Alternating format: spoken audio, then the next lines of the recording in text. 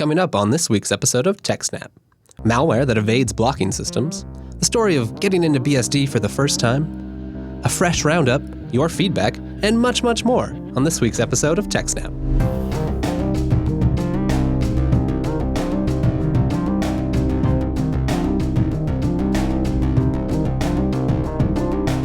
Hello and welcome to TechSNAP, Jupiter Broadcasting's weekly systems, networking, and administration podcast. This episode was streamed live on January 10th, 2017, and is brought to you by our three fine sponsors, DigitalOcean, Ting, and IX Systems. With me this week for the very first time as our brand new host is Dan. Welcome to the show, Dan. Hi, Wes. How are you? Oh, I'm doing great. It's nice to see you again. We've only met the one time before. This is our first live show, so it's a lot of fun. Indeed. And it's also your first show on this show as well. Yes, that's right. That's right. I've never been on TechSNAP before. I've been on some other shows, LUP, obviously, an action show, but this is great fun. So let's get the ball rolling. It looks like we've got our first story this week is how about malware authors have found a way to evade URL blocking systems by swapping bad domain names with unknown ones. Can you tell us more, Dan? Well, malware is often hosted on pop-up domains. Sometimes you'll see these domains with a whole bunch of very weird letters, and it's just there to create a domain that they can utilize. And I once worked at a domain name registrar, and I saw all that stuff happen. It was really interesting. I found those stories fascinating. So sometimes the malware is resident on compromised hosts. Patch your shit. And as such, hosting locations and domains, as they are discovered, they're added to the blacklist. But the criminals have found yet another way in order to avoid the blacklists. This is spoofing. And spoofing is not new. Think of it as pretending to be someone else. And what seems to be new is the deception in the TC packets, or more specifically, the TCP headers. For some time now, URL filtering has basically provided a way for organizations to block traffic from domains that are known to be malicious. But as with every defense mechanism, the bad guys have found a way to get around that as well.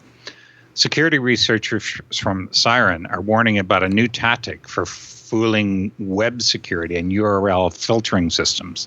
The technique, which Simon has dubbed Ghost Host, is designed to evade host and domain blacklists by swapping bad domain names and inserting non-malicious host names into the HTTP host field instead. So basically, what they're doing is they're saying, okay, I'm going to call www.example.com, and they supply that domain name in the HTTP header, but they supply a different IP address in the TCP packet. So here, are we talking about this is malware usually running on like an end user system that's trying to call home to some sort of coordination server or something else? Exactly.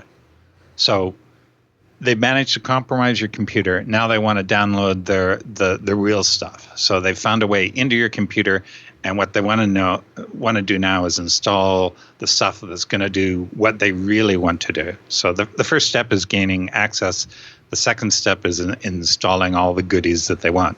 And this is what they're doing at that time, is that they go out to their servers that are sitting out there, and they want to download the stuff and install it on your computer. And getting around the malware URL blocking tools is why they're doing this. So the objective is to evade host and domain blacklists by resetting the host name with a benign one, even when the actual connection is to a malicious command and control IP. According to a Siren blog post today, ghost hosts are unknown or known benign host names used by malware for evading host and URL blacklists, said a security researcher at Siren. They said there have been no previously reported incidents that they know of where malware actors have attempted to fool detection systems by inserting benign names in the HTTP host field. Now, that's just damn clever. Yeah, it really is, right? We're not checking for it. They analyzed what the blocking software is doing and figured, oh, well, if we just change this little bit here, we get in. Are there any appliances, security measures that are in use right now that evade this? Is there anything that you can do or install as an end user to make these checks? Can you go to the next level and start to verify these things? Are there tools that do that? I don't know. I think the only way to do it is through DNS and make sure that the IP address that they want to go to relates to that host domain name, or more specifically, if that domain name actually lists the IP in question. But that's a lot of overhead. That's much more than just a quick lookup in a table. Right. Instead of just doing a lookup, you'd have to do actually resolve them before you can let all the requests through. That's a lot of work on your edge device. That's not trivial. I don't know what they're going to do about this, but it will be interesting. Yeah, absolutely. Do you have anything else you'd like to add about this story, Dan? No. Okay. That's all. Well, then let's move on to our first sponsor this week, and that would be IX Systems. IX Systems makes amazing servers.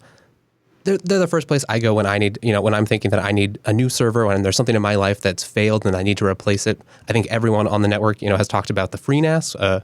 Pretty much everyone in my life either has a FreeNAS or is envious of the people who do have FreeNAS situations. But they also make, you need a custom server. You need a new solution that you don't quite know what you need. You've looked at the off-the-shelf parts. You've looked around at other vendors, and the prices aren't what you want. The support isn't what you want. The configurability is not what you want. That's when you should really think IX Systems. They're a great sponsor of the show. Just go to ixsystems.com/TechSNAP. That'll tell them that you're interested. We thank you very much for doing that. They're a unique vendor. I've certainly been looking for new servers, looking for a certain system that needs a certain use case. But even when you think, well, I know what I want, I can just go on the internet, sit on my couch, having some dinner, pick out some systems. But these, this is a significant investment. This is something you're going to be using for years into the future. This is something that, for many of us, this is like a business critical system, right? You can't, these are not systems that you want to maintain or that you want to, that you can afford to babysit. So IX Systems knows that. They treat every server that you make, whether it's just a desktop machine for your office up to, a giant petabyte scale machine for NASA. You can see some of their great customers right there on the homepage, or you should also check out their blog. So they'll work with you. They know how important the server is to you. Check them out at ixsystems.com/TechNap. And thank you very much.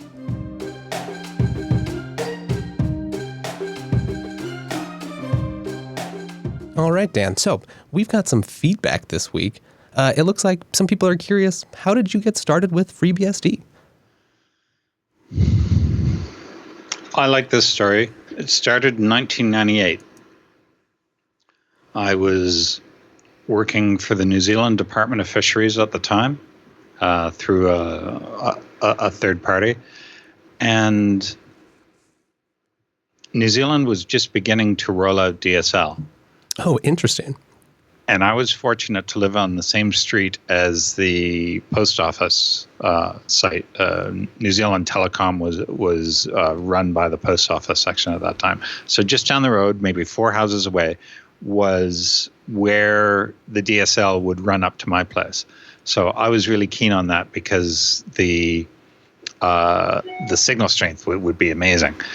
So I mentioned this to some friends at work, and they said, well, you're going to need a firewall. And I agreed with them. I'm going to need a firewall. I will need a firewall.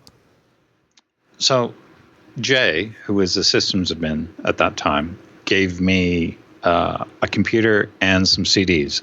On that CD, I think was FreeBSD 2.2 point something. It might have been 0.7 or 0.8. And so I started installing it. I got it installed with a little help from a guy named Jordan Hubbard. He helped me out one day on IRC when I really screwed things up. Jordan helped me fix an Etsy F-stab that he completely screwed up. I had no idea what it was doing. I didn't know what DHCP was. I didn't know how to get a dynamic IP address. These were beginning days for those things, right? Beginning for me. Right. I'm sure FreeBSD handled it rather well, but I had no idea what it was doing in 1998. So I had 2 computers at home. I got a third one from Jay. It became my gateway, and from there, I started hosting the New Zealand ADSL mailing list at home. That's when I started doing websites. Oh, interesting. I started keeping notes of everything I was doing. I was writing them down in a physical paper notebook, and then transcribing them into an email to post to the mailing lists. But I love that idea. That got tiring after a while. So I started writing the notes directly into my laptop. My computer. Didn't have a laptop then. This is 98. So after a while of just copying and pasting from my notes into the email list, someone would ask a question and I would know the answer and it'd be in my notes.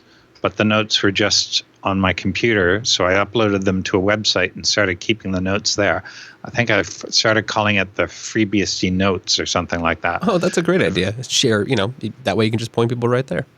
Pointed them there. But these notes became so voluminous that I decided to make it a proper website, and the FreeBSD diary was born, and from that, all kinds of things stemmed. Everything I was doing was winding up in the diary. To answer a question in the chat room, I'm a New Zealander, naturalized citizenship. I'm a Canadian by birth. Oh, okay, I lived there for a little while after university. So have you been using FreeBSD ever since? Pretty much continuously? Dabbled with other systems? Any other Unix variants? Other BSDs? As far as I know, I've never installed Linux. Oh, wow. I've used it. I've never installed it. But I've installed and used a lot of FreeBSD. And I use OS X on my laptop, FreeBSD on my servers. And I think that's about it. I don't think there's... my phone has some operating system. But right. The computers but hardly important. If you don't use a terminal on it, then what do you care? Yep. And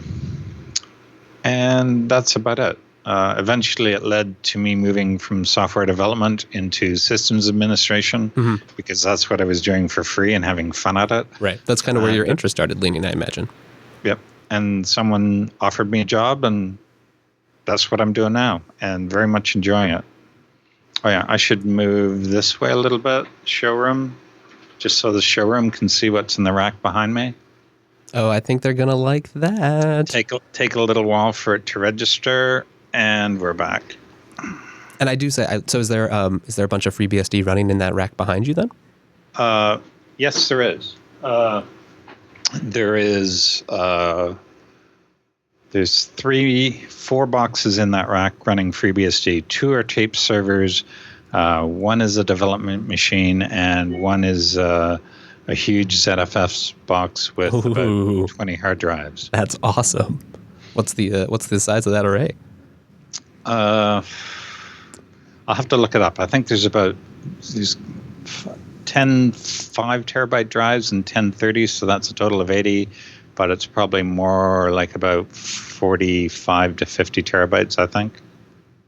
Oh, that's great. We'll have to do a walkthrough one day, and we'll have a look at all that. Oh yeah, that'd be. I think I would certainly enjoy that. I'm sure the audience would as well. Okay, well, thank you very much for sharing all that history there, Dan. I think it's helpful for the audience to start to get to know you. I think further sections of feedback will maybe touch on some things. If you want to know anything about Dan or myself, please feel free to email in or post to the subreddit or send us a Twitter message, and I'm sure we'd be more than happy to cover it. So with that, let's move on and talk about our next sponsor, which is Ting. Here you can see Ting works with us over at techsnap.ting.com. Ting is my mobile service provider. It's Chris's mobile service provider. And pretty much anyone else who can use it on this network does use it. Ting is mobile that they think differently. Most mobile service providers, they want you to sign a big contract. They want you to put money down or lock you in for multiple years where you'll be, constrained. You won't get the devices you want. Not on Ting. On Ting, you can bring your own device. They have a great shop, which you should check out. If you do go to techsnap.ting.com and sign up, you'll get a $25 service credit. That's good for most of the phones in their shop, or it'll just decrease that first billing month. So speaking about bills, one of the things I love about Ting is it's pay for what you use. You just go over to their rates plan, and you'll see, look at this.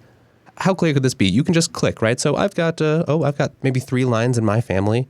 We don't use a whole bunch of minutes. We're kind of savvy about that. That's just a bucket there. You click in your text messages, how much data you want to use, and here you go. So that's $46 a month. That's for a whole family. And here's the thing. Any month you use less than that, you're going to pay less than that. It's just a great system. It makes total sense. There's no add-on charges for things. You get voicemail. You get tethering. They don't care. I mean, data is data. You want to use data. You want to use it for your phone. You want to use it for your laptop. This is great. Ting is one of my favorite services. I use it personally. I just want to backdoor into my home network.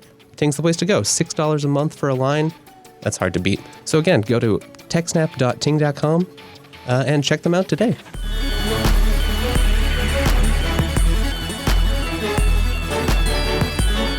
Our first story is talking about 2016's most vulnerable products. This is an interesting list. Let's see. You want to introduce us to what the most vulnerable product of 2016 was, Dan?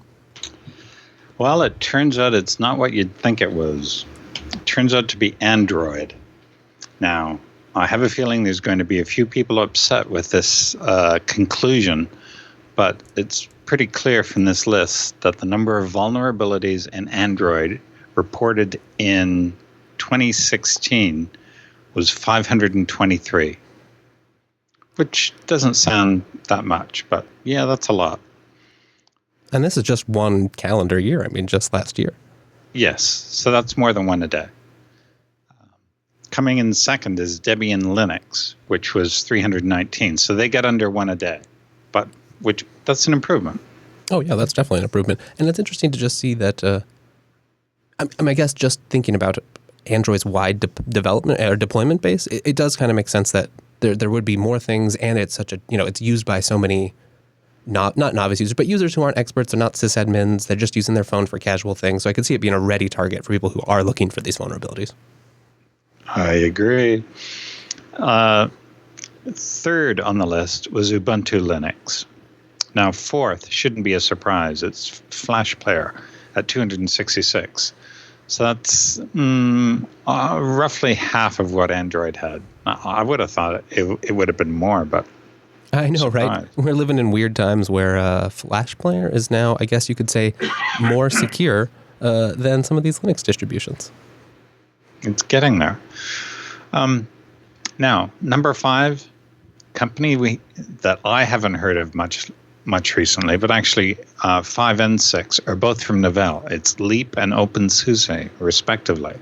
Now, that's interesting. Yeah, that is interesting. I wouldn't have thought that. We talk about them sometimes on the Unplugged podcast. We talk about OpenSUSE fairly often, actually, and they're doing a lot of interesting things.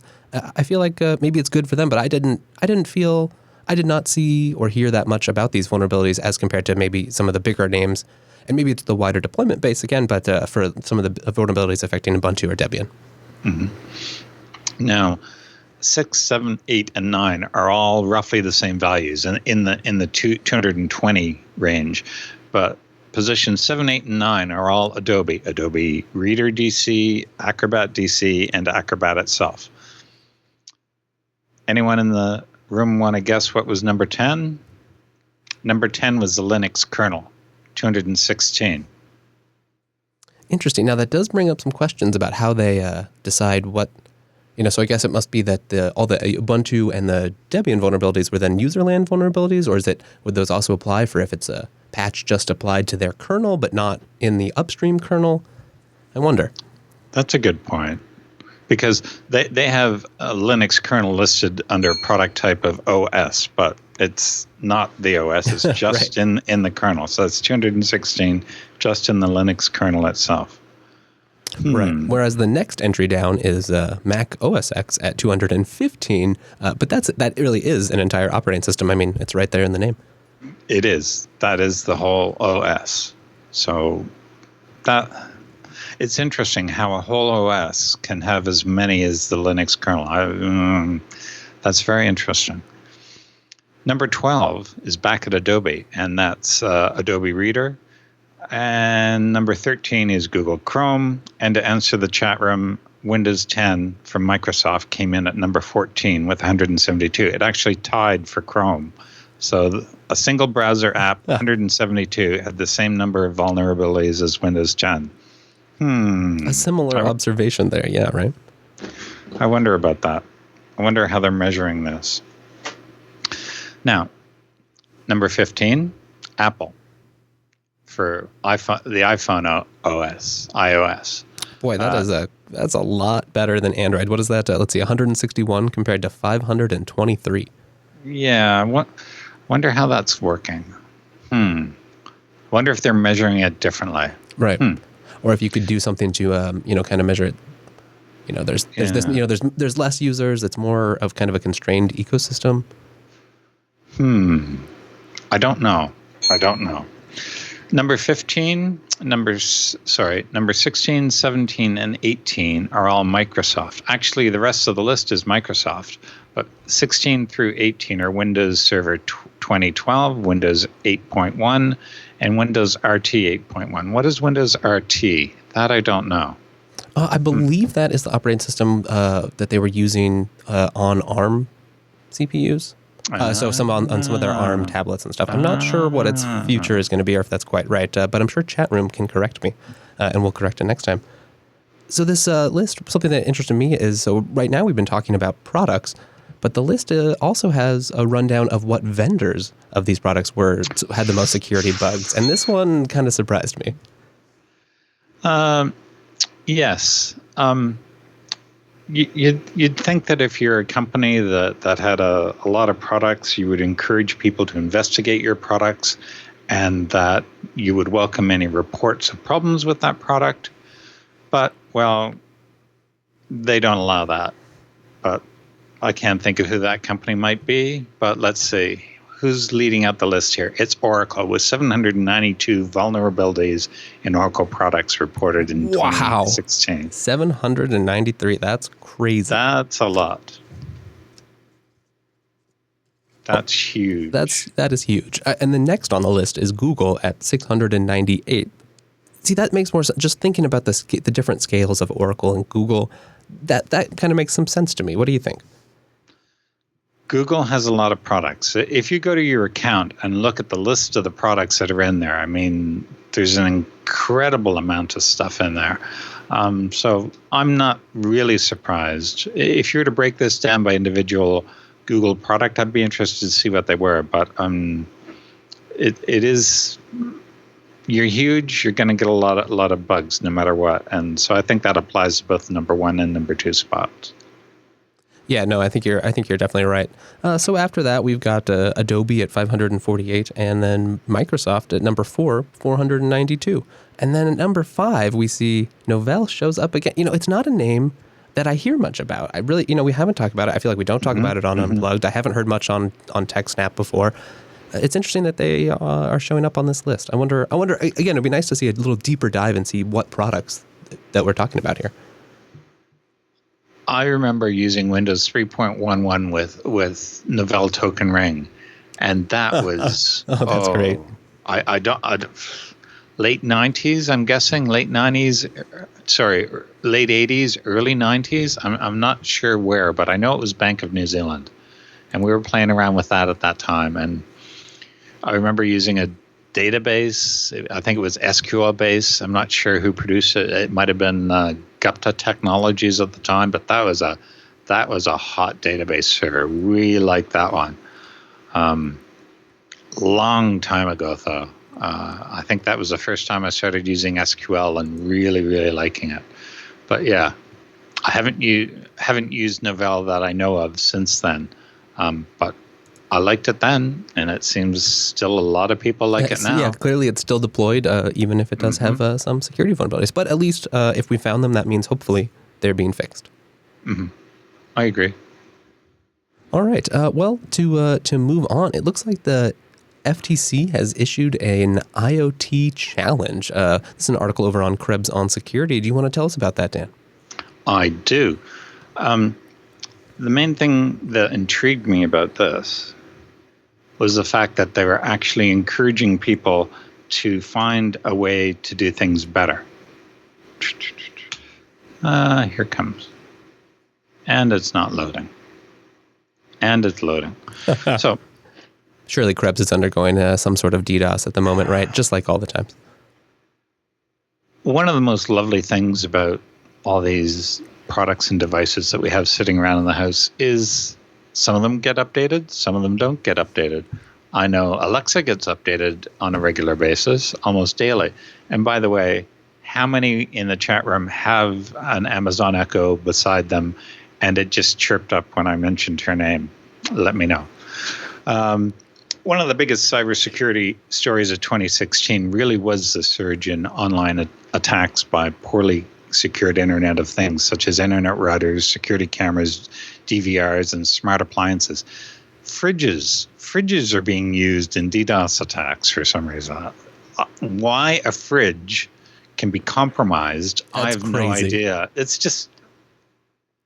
I need my fridge to be exposed publicly to the internet. That's something that I need in my appliances, Dan. Yes, you do. You need to be able to check whether or not you have milk in your fridge while you're driving home. Yes, you need that. While you're stopped at the light, yes. So, the FTC's IoT Home Inspector Challenge is seeking ideas for tools of some sort that would address the burgeoning IoT mess. The agency says it's offering a cash prize of up to $25,000 for the best technical solution, with up to $3,000 available for as many as 3 honorable mention winners. In short, what they're doing is they're trying to find a way to keep these Internet of Things in line. The FTC said that an ideal tool might be a physical device that the consumer can add to his or her home network that would check and install updates for other IoT devices on that home network. That's interesting. You've got one master device at home that'll update everything else.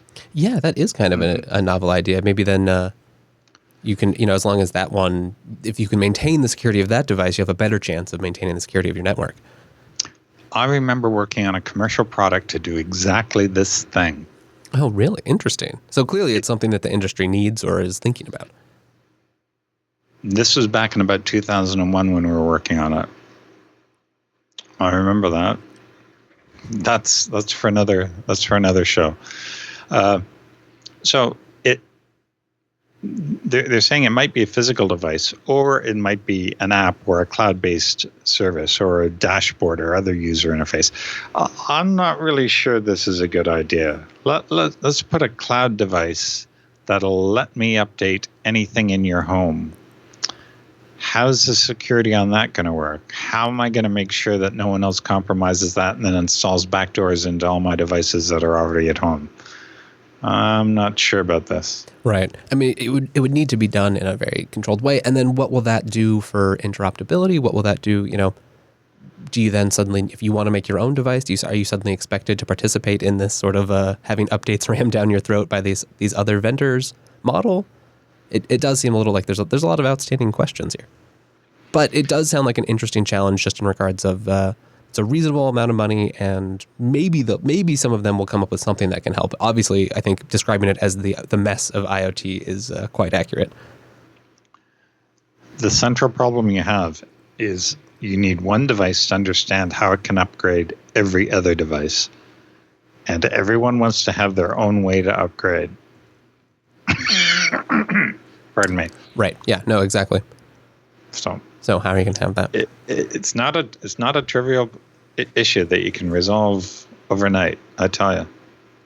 Well, I think you're spot on there, Dan. If you're wary, if you're using Internet of Things at home, you have some devices, maybe you're concerned about it. Maybe you want to have your own projects. You need something to host these things. You want to roll your own cloud service, or you would just prefer to use a cloud service that you trust. It's always someone else's computers, but those computers might be yours. If you need that, check out DigitalOcean.com. They are our next sponsor on this show, and a service I've been using for, 3 or 4 years now. When did they start? DigitalOcean is great. It's a simple cloud hosting service. It lets you seamlessly manage your infrastructure. You can deploy in seconds. They've gotten all SSDs. They were so early on that SSD bandwagon. It's ridiculous. Plus, they use great technology. They use the KVM hypervisor. They work upstream with projects. So they've been working with CoreOS. They've been doing a lot of work with FreeBSD. So FreeBSD runs beautifully up on DigitalOcean. Users can create a cloud server in 55 seconds. Pricing plans start at only $5 a month. And talking about their pricing, it's just a great model. They have simple, transparent pricing. Oh, look, there you go. $5 a month, $10 a month. The $10 a month one is perfect. If you go over and you use our code SNAPOcean, you'll get a $10 credit. So you can just go have a whole month of a reasonable server. You got 2 terabytes of transfer, 30 gig SSD disk, 1 gig of memory. There's a lot of servers you can run there, especially if you are just running systems for yourself. You just need a couple things, an IRC bouncer. Maybe you're running a VPN client for when you're out at the coffee shop. DigitalOcean is a great choice for this. Plus, they've got data center locations in New York, San Francisco, Singapore, Amsterdam, and London, plus Toronto and Frankfurt. I mean, this list gets longer, I swear, every time we talk about them.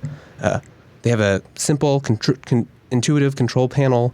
They've got an API that is just beautiful. And from that, the community around them has just sprung up. There's all kinds of third-party integrations.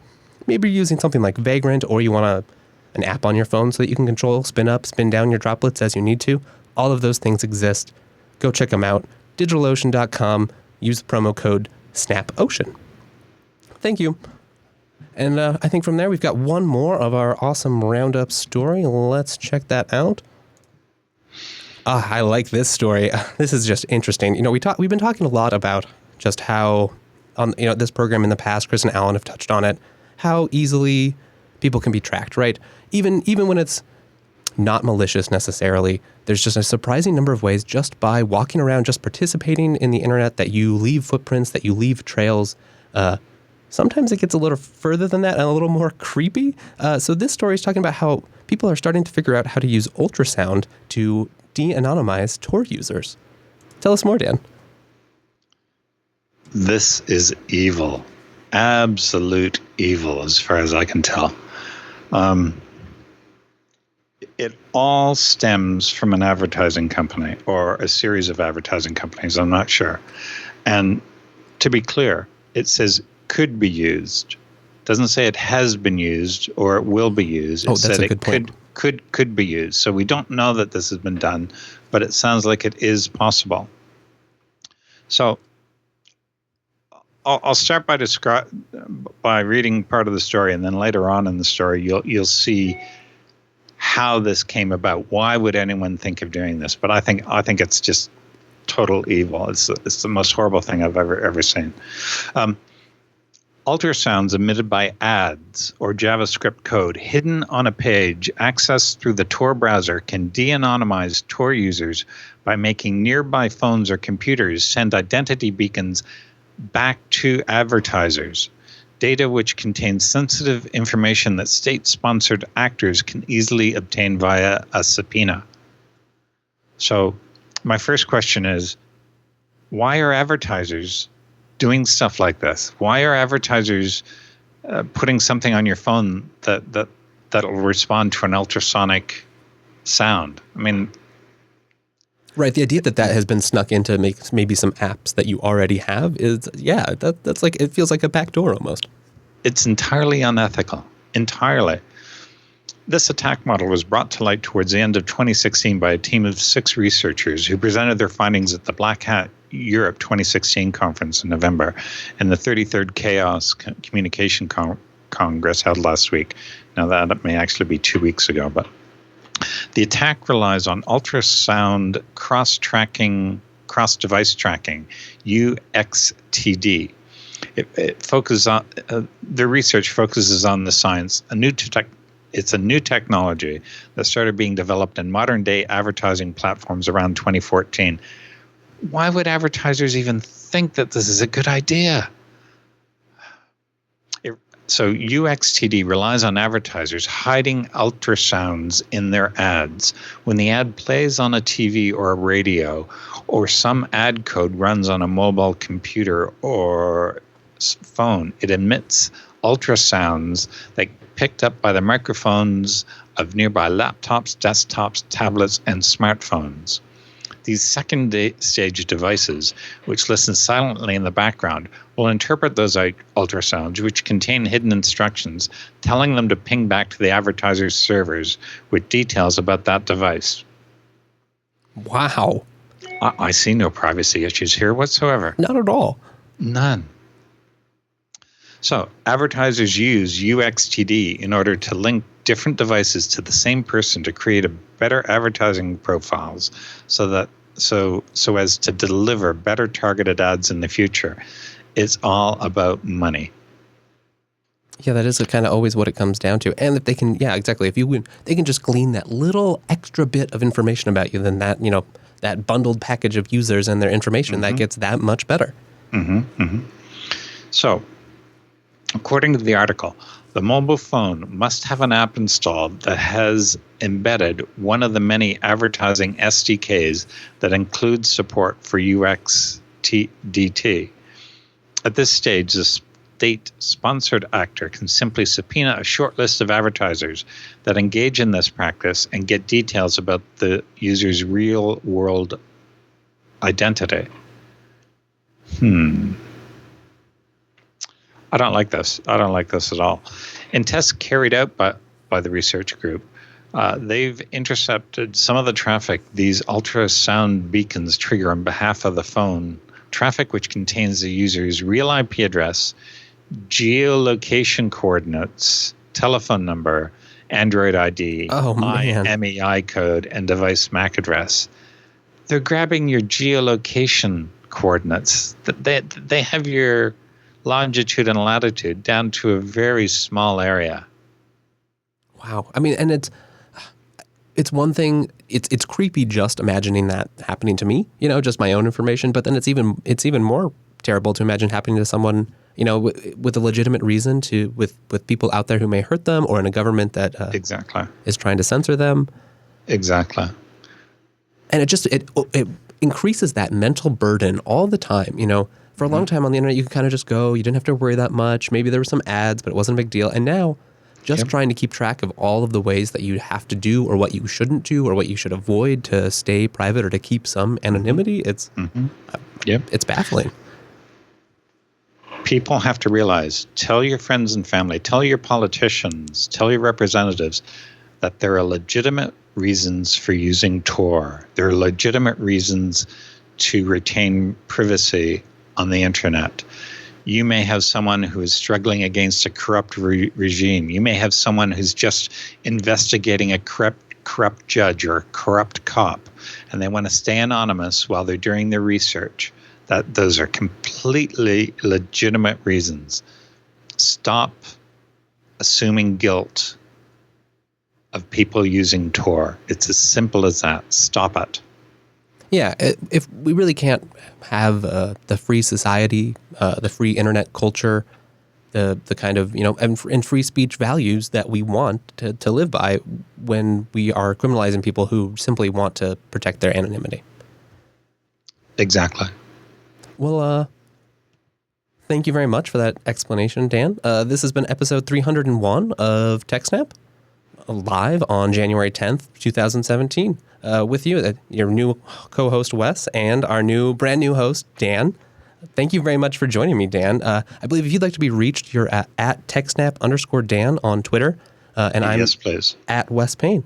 Thank you very much for joining us. If you'd like to see more, go over to JupiterBroadcasting.com. They've got a live stream, all kinds of back catalog. Check out some of the other wonderful shows on this network, or come join the IRC chat and be with us next time. See you next week, Dan. Thank you, Wes. See you next week.